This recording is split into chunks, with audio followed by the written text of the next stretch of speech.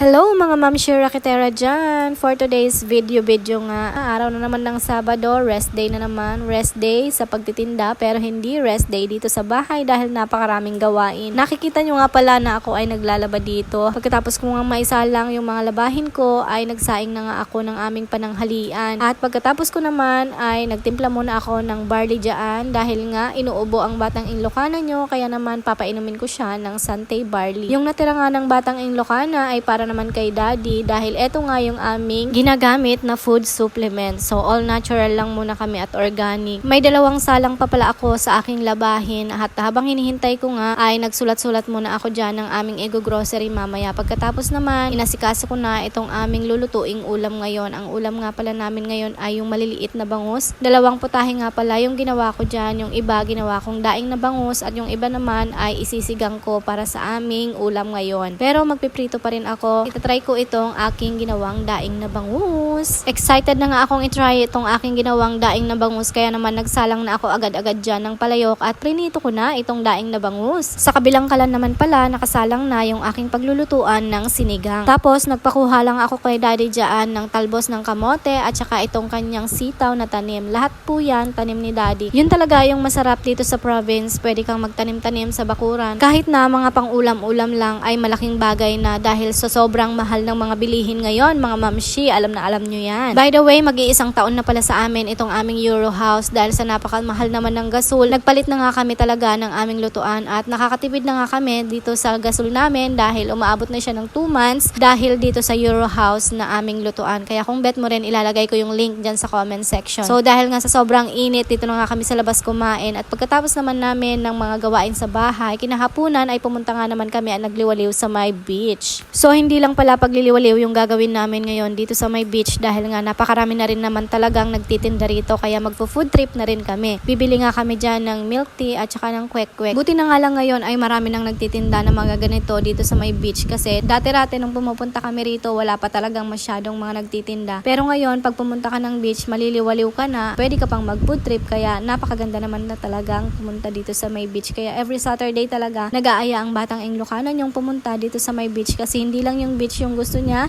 ring mag-food trip. Medyo dumadami na nga yung customer at hindi na nga magkamayaw yung aking bayaw at ang aking kapatid sa paggawa ng milk tea at pagluluto ng mga kwek-kwek. Kaya naman kung gusto mo ring mag-food trip, pumunta ka lang dito sa Mainoa. Marami kang pagpipilian at pasyalan mo na rin itong Meet Up Cafe. Bye-bye! Thank you and God bless!